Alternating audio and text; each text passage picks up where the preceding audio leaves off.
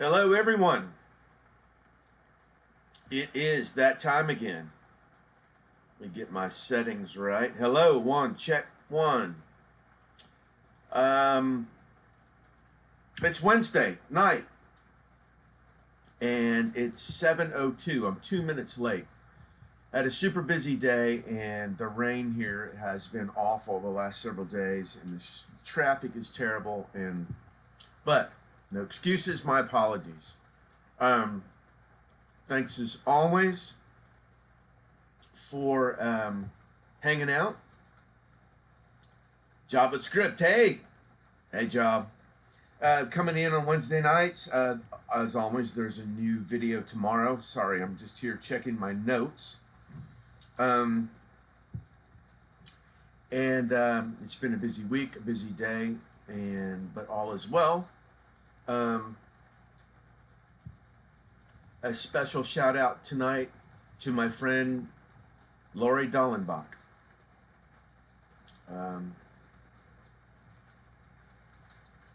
Lori's safe at home now. A great neighbor and friend. We'll miss you, Lori. Anyway, I see you all getting on. Our normal thing tonight on Wednesday nights is let me go through my list of notes here on our topic, and then happy to answer any kind of questions about the topic tonight or any other music topics of videos or mixing or producing, anything like that. But let me get into the topic. Was music then really better than music now? And there's all kinds of ways to look at that. Is it the music itself? Is it the music business? Is it the way that music sounds? So let me the first thing I want to start off with is music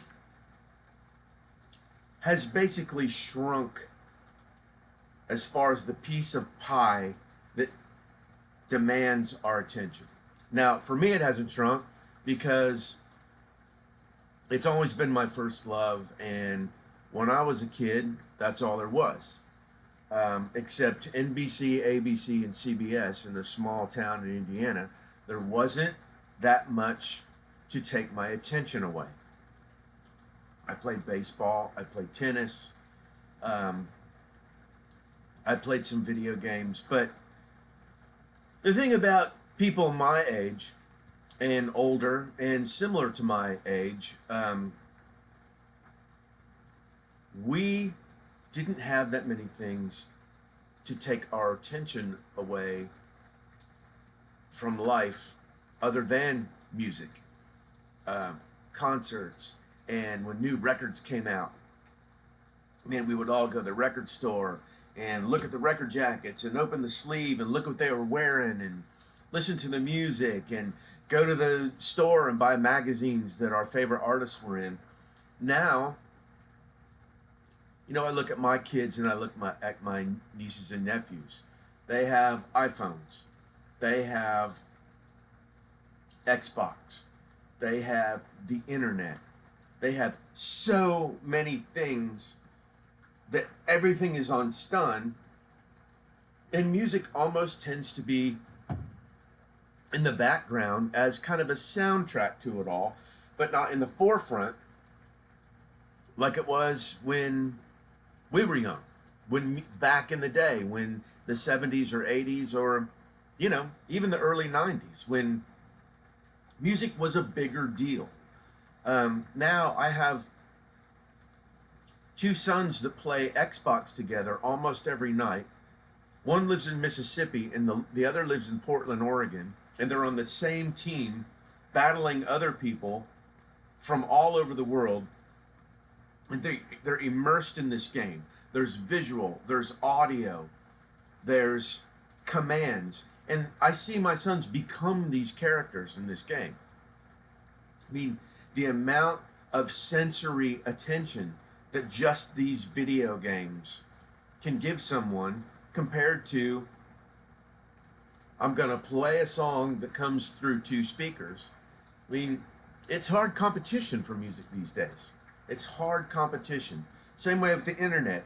You can find anything, do anything, be a part of anything on the internet, and phones. I mean, you're here when you're talking to your friends, you're calling your friends. You can get the internet on the phone. You can play games on your phone.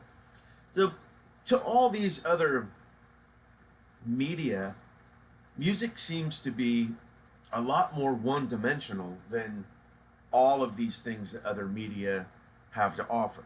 Now, I'm not slacking music. I love it, and it hits my senses hard. It always has, and it probably hits my senses harder than any external stimuli. Right up there with love. But I didn't have all those things to pull my attention away. So I think because of this, the pie on the pie chart that music importance to most of the population is much smaller than it used to be. There's that. We'll come back to some things around that. Another great thing about music, and nowadays that's also kind of a difficult thing, is back in the day, if you wanted to find music, you would hear it on FM radio, you would see it on MTV, or you'd go to the record store. And those were your avenues to find new music. And basically, in all those avenues, that was everything that was coming out new.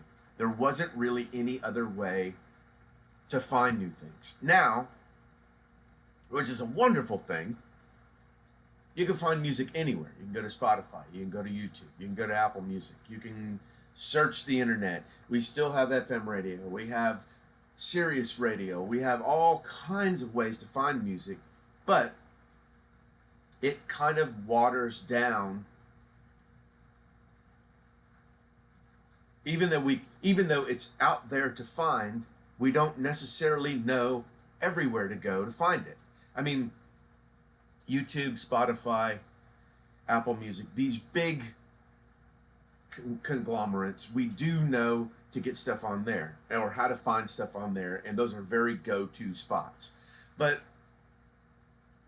even those spots now, it's hard to get on the playlist. It's hard to get attention in those areas. So the way we find music has changed. There might be more music out there. There might even be more great music out there, but it's hard to know it's out there if you don't know where to look. So kind of a big difference between then and now. Maybe it was harder to get your music out there then because you were always in competition to get on a major label that could break you through the FM, radio, MTV media. But once you were in that, you really got a lot of attention because there were probably only 20 or 30 acts at one time in all of the United States, maybe 50, 60 acts all in the world that would be hitting on that particular way of finding music. So we all went there and we all knew where to find it. And those bands, those 25, especially those top 10 in America, everybody was going there because that's where our attention went, because nothing else could compete with our attention. And it was a very unified place to find stuff. So, number 3, another way that's really, really different now, that has probably, in my opinion, hurt music, is there aren't that many more stars, big music stars, as there were in the 70s, 80s, and even the 90s. I can think of, off the top of my head, when I was in high school, I could think of Van Halen, Madonna, Motley Crue, Sting, Cyndi Lauper, I mean, star after star after star. Def Leppard, bands, artists, AC/DC, um, John Mellencamp, Bryan Adams. I mean, stars, big stars that sold out arenas where 10,000 people a night would go watch them play. And many of those stars are still stars today with the same big business because they were stars then. I mean, Journey, Foreigner. I mean, I could go on and on and on. I mean, Journey and Toto are selling out arenas this year. Def Leppard and Motley Crue are going on a stadium tour. I mean, this is years and years, decades and decades later. So the fact that stars were created then, celebrities, didn't even matter how big the music was sometimes, or even if you, certainly didn't matter if you liked the music or not. There was major stars that I didn't really like the music, but I was transfixed on how cool they were, or if they got in trouble, or what they wore, or blah blah blah. The music industry and the labels and the promotion departments at labels created stars. Michael Jackson, Janet Jackson. I mean, it's crazy how many there used to be. Now, a lot of that, you know, the discussion goes, well, you know, labels would develop then. They would develop artists, you know. They'd come out with a record, and if it didn't do super well, that was okay. We believe in you. Let's do another one. Maybe change the producer, get you with some writers, whatever, take more time. Hey, that one did a little better. Hey, we're on the right track. Not the way it goes anymore. I can remember I played drums for Black Hawk. I wasn't in the band. I just played drums. Their first record sold 2 million copies. 2 million. Their second record came out and sold 1 million copies, and they were scared to death they were going to get dropped because they didn't outperform 2 million. They went from 2 million to 1 million. So that shows you even then that, and this was probably 1996, 97, 90, around then. 1 million records to that label was a failure. I mean, hardly anyone sells 1 million records now. So the fact that, Justin Bieber is a celebrity. But how long ago was that? I mean, he's still a big deal and all that, but like, where are all these celebrities now? I mean, even in the 90s, there was Nirvana and Backstreet Boys and NSYNC and Paula Abdul. I mean, just, you get my point. I don't see a plethora of really interesting, big, giant stars that are carrying music to the public and getting people interested in music because of their stardom or their celebrity. They're just not there anymore, and it's different. It's different. It made it more interesting. It made it more colorful, and it made more of the general public interested in music when these colorful characters were the ones that sold the songs. So that's a big deal. Better or worse? Not as good for business. Definitely not as good for business. Another one. I hear people complain all the time. Man, back in the day, it was all live players, man. You get into the studio and there was a vibe, and, you know, it was all live and musicians and getting a groove. And now everything's just all cut up to a groove or programmed, or I get that. I spent year after year after year, day after day after day after day after day after day, honing my craft to be a drummer. All I wanted to do was be a drummer that could play in the studio and play great time, follow a click track, read a chart. I mean, I probably had my 10,000 hours in by the time I was in 8th grade. I mean, I was addicted. I was hell-bent. Nothing was going to stop me from doing that. So I get the value of being a musician and being and loving my instrument and crafting that and being grateful for the talent and and developing it to a point where I could make a living at it. Here's the hard part of that. No one cares. No one cares. It's a different day. Music sounds different. Music is driven by young people, way younger than me. They don't care if I play drums on something or if I program something. If there's a live bass player, a program bass, they don't care if it was at a studio with an SSL console that cost $662,000 or if it was in my Waves version of that. They just don't care. I care. Some of you care. I'm still proud that I can call myself a drummer and that I spent the hours doing that. And if everything else failed, I still have that. I still have that. And I love that. And I cherish that relationship with that instrument. But we got to get on with it. That was the then, this is the now. Now, there are some bands that still, and records still made with live instruments, don't get me wrong. It's not all that. But if you listen to what kids and the top 50 of Spotify, FM radio, and all that, it's just how it is. Doesn't make it right, but it doesn't make it wrong. What we have had as creators have to accept is the now, is the isness of now. This is what is. If I had it my way all the time, everything would sound like the Beatles, Tom Petty, and Jeff Lynne. That's all I'd do all day long, and that's how all music would sound.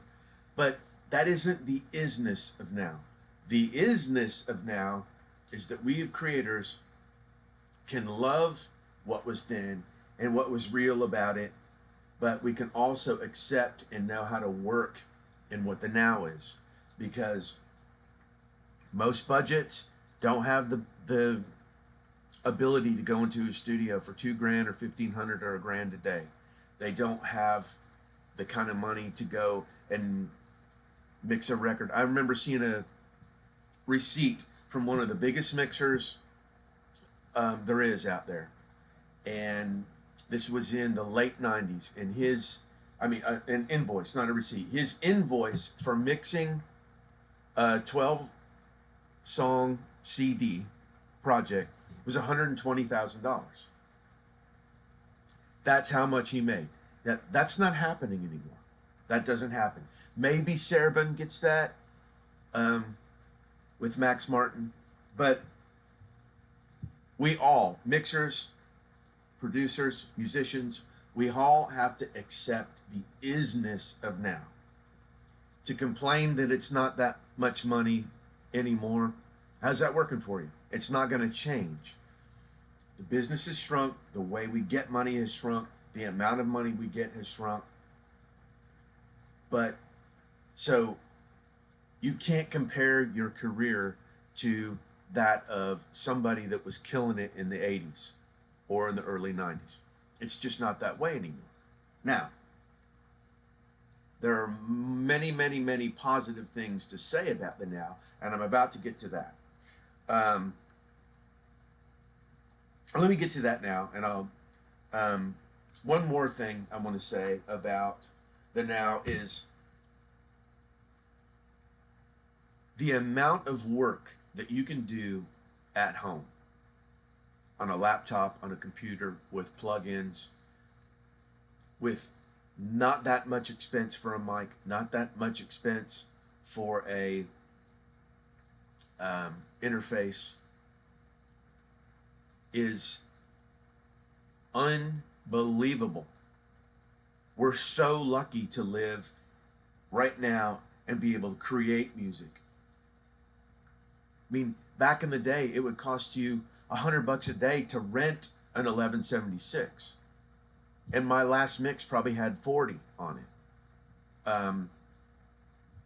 It would cost, $500,000 to have an SSL console, and probably $3,000 a month to air condition your house to have the console in that house. And I don't know what it would do to your electric bill.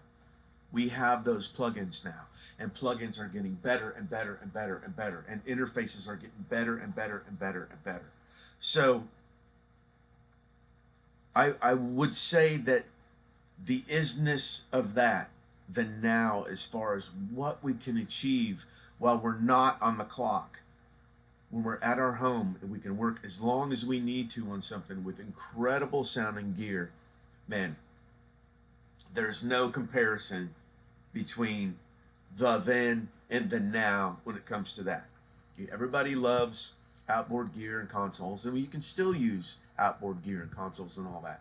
But the other thing about music too is no one can wait around for 4 days to mix something or whatever. So many things now are, you do the demo, that sounds great. Spruce it up, make the mix, but take a little more time on the mix. Boom, that's the master.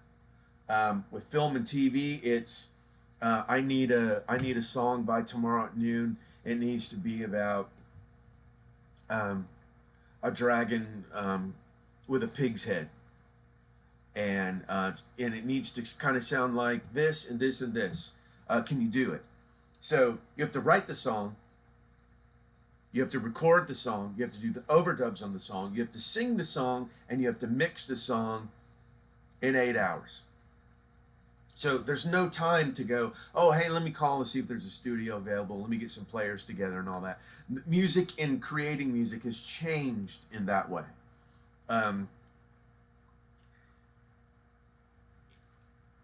Which is fine.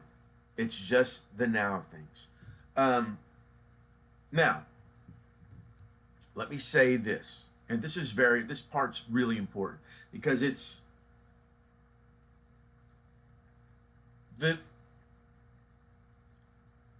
people talk about, well, old music is killing new music, and I've seen some really interesting YouTube stuff about that, where Sting's getting this much money. I know my lawyer just did a huge deal for Stevie Nicks' catalog. These older stars are selling off their catalogs, they're getting old, they want the money, whatever. All good, they earned it. My favorite drummer, Jeff Porcaro, I did a live stream about it. He got millions of dollars for his part in the Masters in Africa and all that for Toto music. So there's so much emphasis on, man, how good it used to be. So much development with labels back then. So much money to spend on records. Big budgets. So many chances to fail. Huge studios, and for $2,000 a day in consoles, and everything looks so big and rosy when you look back on it. And a lot of that's true. But let me say this. I live in a music town. I live in Nashville. And I'm working 7 days a week. I have never, ever been busier. Ever. My whole career. I've never been busier. There is so much opportunity for producing, for mixing, for playing on tours. Things, it's exploding with work. If you're a mixer and you're complaining about work, man, convert your studio to an Atmos studio, and you'll get work. Every major label out there is remixing their entire catalog. That's a lot of work. That's thousands and thousands and thousands and thousands and thousands of songs. And they need people to mix them. There's a plethora of independent artists with cool ideas that need people to make records. I'm still working on label stuff. I still have a corporate publishing deal. My friends are working. My friends, now that COVID's over, some of them are back on tour, and tours are happening again. And is a lot of work. Music is alive and well. Um, I see it every day. I go music work on Music Row. I work at home. I work in studios down there. I've been down there twice this week already, and it's only Wednesday. And I work from home. I mean, there is work in the music business. Now,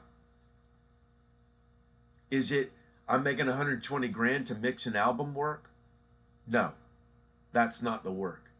But there is plenty of work to make a good living, to make a happy living, to make more than your bills and be set up. So don't let anybody tell you that it's all doom and gloom. I mean, do we have it as good as the 80s guys? No, we don't, as far as financially. But as far as how we can make music and how we can get it out there and how much music is being made from different angles and all that, man, I've never been happier. I've called two video directors this week to help out with acts that I'm doing because they also want to do videos. I mean, it's going like this. It's going like this. So, for those of you that are interested in making a living music, don't let the talk fool you. Don't let people get you down. If this is your passion, get really freaking good. Get really good and practice really freaking hard. And you'll make a living. I have a lot of friends that make a good living in music. They're super talented and they've worked super hard, but the work is out there. People need songs. People need to make tracks. People need to mix. People need to make videos. People need musicians and front house engineers and monitor engineers and truck drivers and bus drivers and road managers for tours. And labels need A&R people and publishing companies. I just talked to one of my best friends yesterday about a publishing company who's looking for the head. He wants to find somebody to help run his publishing company. Okay, I'm done. That's it. I'm just saying. Music is good. The then was good, but the now is really, really healthy and good. So, sorry about all that, but that's how I feel, and that's the truth. That is the God's honest truth. Let me go back now. And I know I'm behind on the questions and all that, but I need to get all that out. I appreciate you all being here. Danny Gable, hey, doctor. Hey, Danny. Answer to thread title. Yes, it was. All right. Angry Shoebox. Devil's Advocate. Hey, from Denver, North Carolina. I've never been to that Denver. Hey, Devil's Advocate. Kyle Level, the Dueling Piano Bar is closed tonight due to weather here in Texas, so I get to see you live. Well, I'm glad you're here, Kyle, but I'm sorry you missed your gig. What else? Danny Gable, sweet frames, Doc. Oh, thanks, man. These are cheapo reading glasses. I never thought I'd need reading glasses, and boom, it happened, and now I've got to use these to see up close. Blue. Huh. What else we got? Angry. So I grew up with AM Top 40 radio, among other things. Yes, I had AM Top 40 on my school bus, and I remember hearing cool songs on my school bus going to grade school. I distinctly remember some reason hearing the theme for Hill Street Blues on AM radio in the 5th grade going to school on the bus and thinking, that's Larry Carlton playing that solo, that guitar solo. And I think that's Mike Baird on drums. I was a record jacket junkie. I knew everybody that played on everything. Johnny Law, howdy Johnny. Don Nathan, good evening, Bobby. Good evening to you, Don. What else we got? Way easier back then, Johnny Law. Some things yes, some things no. I agree and I disagree. A lot easier to spend 3 weeks on a song now than it was then, budget-wise and time-wise, and but I get your point. When FM radio wasn't bought and sold in 120 song blocks back then. Yeah, I mean, FM radio was very different back in the day. I could hear Earth, Wind, and Fire, and then the Doobie Brothers, and then Kenny Rogers, and then Toto, and then Van Halen, and then Foreigner, all on the same station. Very cool. Music tended then to not sound similar. If the Cars played a song and then after it, um, who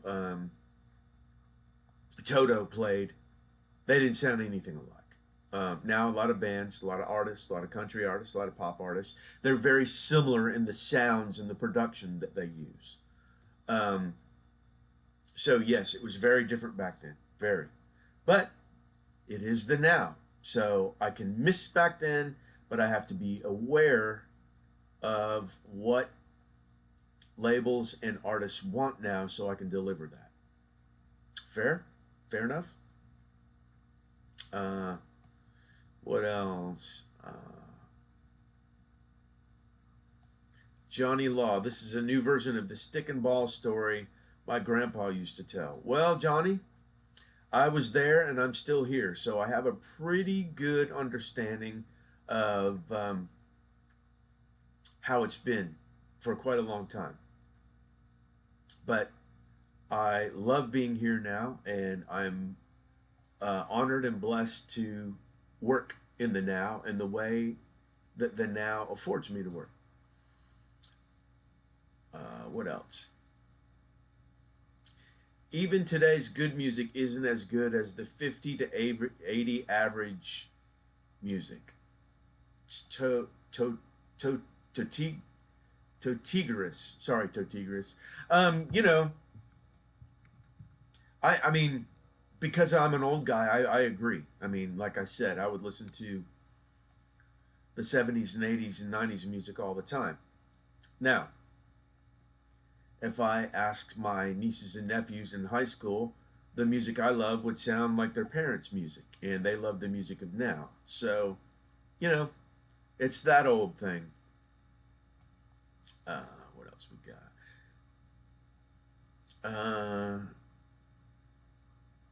Danny Gable. More great music released, more average music released. Simple math. Yeah, sure. Sure. I see that. Um, I feel like, for me, it's just my personal taste, there was more great music in pop culture right in front of us in the 70s and 80s. It wasn't hard to find great stuff. Now we have so many things out there that it's harder for me to find the great stuff. There seems to me I have to weed through the average stuff more. But that's how things are now, so that's what we do. And again, that's just my simple taste. Ask any high school kid, most of them would say, yeah, I like a lot of the music now. Uh, that's the cool thing about music. It's art. We all have our opinion. What do we got? Danny Gable, who's the new Angus Young? Yeah, I wish I knew that too. Good point. Angus Young is the star that looks like a schoolboy that plays great guitar and bobs his head all over the stage and never stops moving in AC/DC. That is a rock star. Um, I don't know any rock stars in the last 10 years. Are there? Am I forgetting somebody? I mean, a star, not somebody that has a hit. I mean, somebody that even if you didn't hear their music, you would look at them and go, what makes this tick? Who is that thing? Um, what else?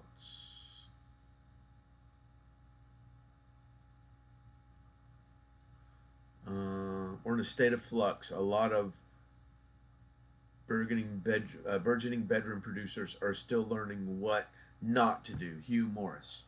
Yeah, sure. And you know, I'll say this, Hugh, I'm learning what not to do every day as well. Um, the problem with having so much time now is I try a lot of ideas, and in some projects I can take more time because my studio is not necessarily on the clock. I kind of do an all-in price, and I can dirty up tracks that way. I can put too many great ideas in a track, and then take a day off and come back to it and realize that a lot of my great ideas were terrible, and there are too many of them. So I'm learning every day what not to do too. I deleted some tracks in a big mix I did today because it was too much. Too much. Angry Shoebox. Oop, wait a minute, where are we at? Michael and his Thriller LP was the closest thing my generation, Gen X, had to Beatlemania level music phenomenon. Absolutely. Absolutely. When that record came out and Michael Jackson came out, it owned the planet. Um, all pop culture.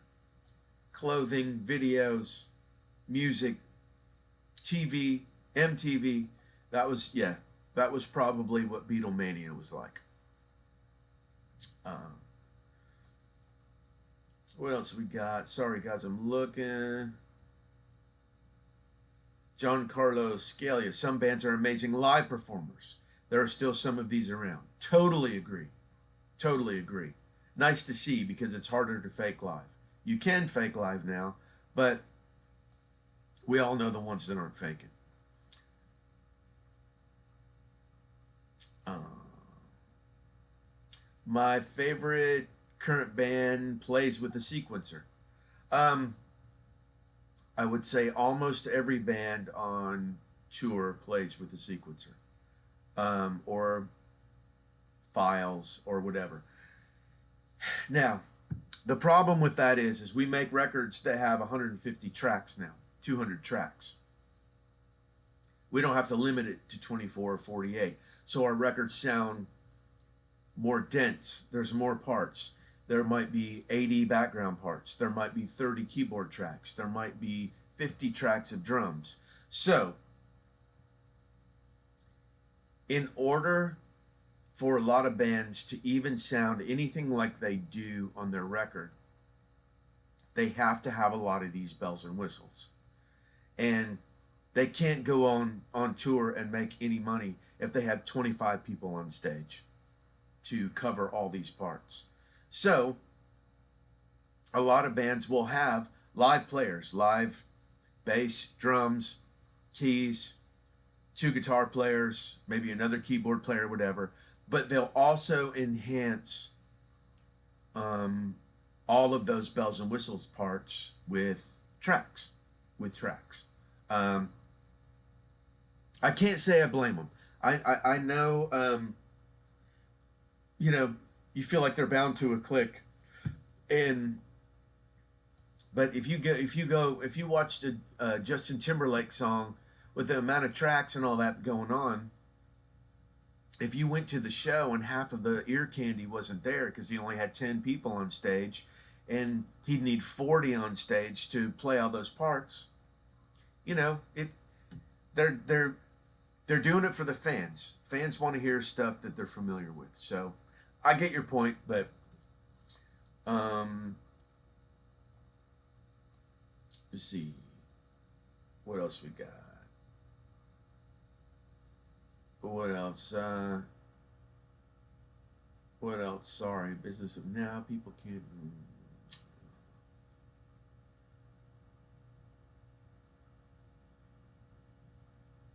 What else? Just so. Anyway, let me go down here to the end. I've gotten so far behind these. Backing tracks, therefore, are the divide between then and now, real or Memorex. Yes, there are a lot of backing tracks in shows.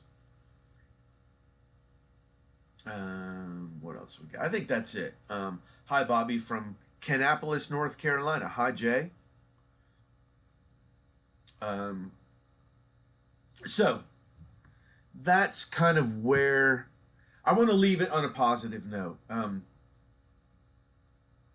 Music is the music business is alive. Don't let anyone tell you it's dead. There's work out there for you. There's new music being made every second all over the world. There are new mixing opportunities, production opportunities, playing opportunities. Um, it's just important to accept the isness of now and appreciate what it must have been like in the 70s and 80s and 90s. Much like if I was a newspaper man and I thought the news was better when it came in print to my front door and I could open the newspaper and read it from there and have a hard copy of that at my house. As much as those kind of people have to let go of that and realize that now there just isn't that one newspaper that they can get the opinion from.